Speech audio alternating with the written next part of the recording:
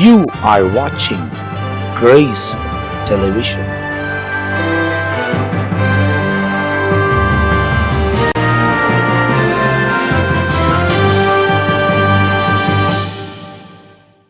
பிரியமானவர்களே, ஆண்டவர் இயேசுவின் நாமத்தில் வாழ்த்துதலை தெரிவித்துக் கொள்ளுகிறேன்.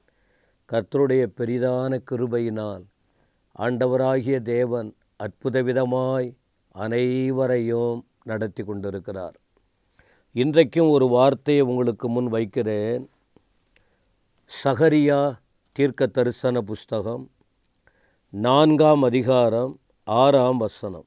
அப்பொழுது அவர் செருபாபேலுக்கு சொல்லப்படுகிற கர்த்தருடைய வார்த்தை என்னவென்றால், பலத்தினாலும் அல்ல, பராக்கிரமத்தினாலும் அல்ல, என்னுடைய ஆவியினாலே ஆகும் என்று சேனைகளின் கர்த்தர் சொல்லுகிறார். சகரியா ஒரு நல்லதொரு தீர்க்கதரிசி. அவர் அநேக தரிசனங்களை கண்டார். வருங்காலத்தில் நடக்கக்கூடிய விஷயங்கள் அவருக்கு வெளிப்படுத்தப்பட்டிருக்கிறது. இப்படி அவர் தூதன் சத்தத்தை கேட்டும் இவருக்கு தெரியாத காரியத்தை ஆண்டவர்கிட்ட கேட்கும்போது 4ஆம் வசனம் பாருங்க. நான் என்னோடு பேசின தூதனை நோக்கி, ஆண்டவனே, இவைகள் என்னவென்று கேட்டேன் தூதன்கிட்ட. 5ஆம் வசனம். என்னோடு பேசின தூதன் மறுமொழியாக, இவைகள் இன்னதென்று உனக்கு தெரியாதா என்றார். ஆண்டவனே, எனக்கு தெரியாது என்றேன். இந்த சம்பாஷணை பாருங்கள்.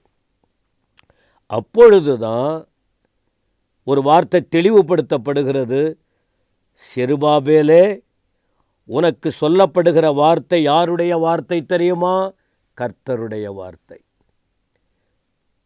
தூதன் மூலமாய் புறப்படுவது. பல வார்த்தைகள் காதுகளில் விழும்போது தேவ பிள்ளைகளுக்கு தேவ வார்த்தை. இப்போ இந்த தேவ வார்த்தை என்ன அப்படின்னு சொல்கிறாருன்னா, பெலன், பராக்கிரமம். பொதுவாக என்ன சொல்கிறாங்க? பலத்தால் எல்லாத்தையும் பண்ண முடியும், பராக்கிரமம் எல்லாம் பண்ண முடியும். கொஞ்சம் வலிமை படைத்தவர்கள், பலமுள்ளவர்கள், இன்னும் வலிமை படைத்தவர்கள் எல்லாம் இருக்குது. பணம் இருக்குது, பலன் இருக்குது, ஆரோக்கியம் இருக்குது, ஐஸ்வர்யம் இருக்குது, எல்லாம் இருக்குது, எல்லாம் பண்ணிடலாம் அப்படின்னு நினைக்கிறாங்க. அதாலெல்லாம் ஒன்றும் பண்ண முடியாது. இந்த சகரியாவுக்கு கர்த்தர் கோடிட்டு காட்டுகிற வார்த்தை என்ன? என்னுடைய ஆவியினாலே ஆகும் என்று சேனைகளின் கர்த்தர் சொல்லுகிறார். என்னுடைய ஆவி, தேவனாலே எல்லாம் ஆகும். என்னுடைய ஆவின்னா யார்? அவரே தான், தேவன்தான். அவர் சொல்கிறாரு. அப்போ சொல்லிட்டு கீழே ஒரு ஆலயம் கட்டுகிற காரியத்தை குறித்து குறிப்பிடுகிறார். ஆனால் நான் கொஞ்சம் முன்ன போக விரும்புகிறேன். யோசேப்பின் அனுபவம். ஆண்டவருடைய ஆவியானவர் ஒரு மனிதனோடு இருந்தால், தேவ ஆவியானவருக்குள் நிரம்பி இருந்தால், அந்த மனிதனுடைய வாழ்க்கை என்னவாய் இருக்கும் என்று பார்க்கும்போது, ஆதியாகமத்தின் புஸ்தகம் 41ஆம் அதிகாரம் 38 முதல் 41 வரைக்கும், 43 வரைக்கும் படித்து பாருங்கள். ஆதியாகமம் 41:38 பார்வோன் ஒரு சொப்பனம் காண்கிறான். அது அவனுடைய வாழ்க்கையில் மிகப்பெரிய கலக்கத்தை கொண்டு வந்தது. அந்த நேரத்தில் யோசேப்பு செய்த தவறுக்காக அல்ல, ஒரு தவறும் செய்யாமல் ஆண்டவருக்காய் ஒப்பு கொடுத்து தரிசனத்தை மறக்காமல் தேவ வழியில் நின்ற யோசேப்பு காவலில் இருக்கிறார். அப்போ அந்த இடத்துல இருக்கும்போது மற்றவங்க எல்லாம் அந்த பார்வோனுக்கு உண்டான கலக்கத்துக்குரிய செய்தியை விளக்கமாக சொல்லுங்கன்னு ஒரு கட்டளை பிறப்பிக்கப்படுகிறது. ஆனால் அந்த நேரத்தில் யார் அதனுடைய விளக்கத்தை சொன்னார்? எவ்வளோ பெரிய ஆபத்திலிருந்து தப்புவிக்கப்பட்டார்கள்ங்கிற விஷயத்தை 41ஆம் அதிகாரத்தில் பார்க்கிறோம். இப்போ இந்த பார்வோனுக்கு உண்டான வருங்காலத்தில் நடக்கக்கூடிய சம்பவங்களை குறித்து அவனுக்கும் தெரியவில்லை, அவருடைய ஊழியக்காரர்களுக்கும் தெரியவில்லை. அப்பொழுது அங்கே என்ன பார்த்தோம் சகரியாவில்? அப்பொழுது சொல்லி பலத்தினால் அல்ல, பராக்கிரமத்தினால் அல்ல. இங்கேயும் ஒரு வார்த்தை வருது பாருங்க. அப்பொழுது பார்வோன் தன் ஊழியக்காரரை நோக்கி சொல்கிறாரு, தேவ ஆவியை பெற்ற இந்த மனிதனைப் போல வேறு ஒருவர் உண்டோ? பார்வோன் யோசேப்பை கூப்பிடுறாரு. இதையெல்லாம் தேவன் உனக்கு வெளிப்படுத்தினார். எனக்கும் தெரியல, என் கூட இருக்கிற மற்றவங்களுக்கும் தெரியல. நீ எங்கேயோ இருந்து கொண்டு வரப்பட்ட ஒரு வாலிபன்.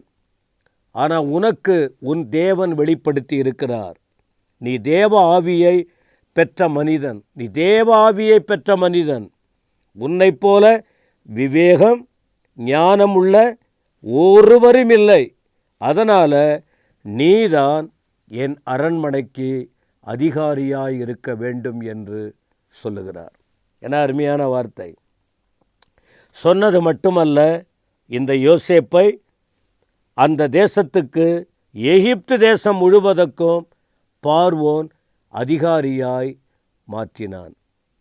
பலன் இருந்தது, பராக்கிரமம் இருந்தது பார்வோனுக்கும் அவனை சேர்ந்த ஜனங்களுக்கும்.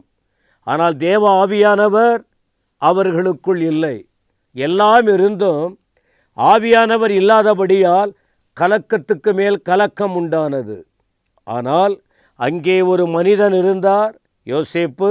அந்த மனிதனுக்குள்ளே ஆவியானவர் இருந்ததினால், அவருடைய ஆவியினாலே அங்கே எல்லா குழப்பங்களும் மாறினது, தெளிவு உண்டானது. ஒரு நல்லதொரு ஆசீர்வாதங்கள் வருங்காலத்தில் அனைவருக்கும் கிடைப்பதற்கு காரணமாயிருந்தது. எனவே இந்த வார்த்தைகளை கேட்கிற எனக்கு அன்பானவர்களே, நீங்கள் எந்த நிலையில் இருந்தாலும் சரி, இந்த வார்த்தையை பிடித்து பாருங்கள். தேவனோடு நெருங்குங்கள். தேவ ஆவியினால் நடத்தப்படுங்கள். தேவ ஆவியினால் நிரப்பப்படுங்கள்.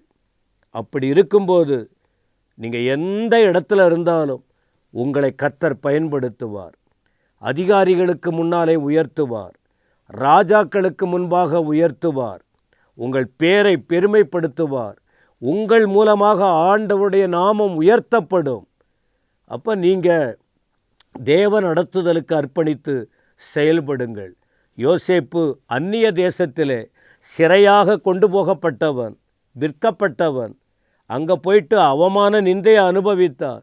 ஆனால் ஆண்டவர் பாருங்க, இந்த யோசேப்புக்குள்ள கர்த்தருடைய ஆவியானவர், தேவ ஆவியானவர் இருந்ததினால் இதை அவன் சாட்சி சொல்கிறாங்க. பார்வோன் சாட்சி சொல்கிறான், நீ தேவ ஆவியை பெற்ற மனிதன். சாட்சி சொல்லுவாங்க. அநேக குழப்பம் மாறும். உங்களையும் கர்த்தர் உயர்த்துவார். இதை போல வார்த்தையை சிந்தனை பண்ணுங்க. ஒருவேளை ஆண்டவரை விட்டு விலகி இருந்தால் தேவ ஆவியானவருக்குள்ளே வந்து முன்னேறி செல்வதற்கு தேவன் உங்களுக்கு கிருபை கொடுப்பாராக. ஆமேன், ஆமேன்.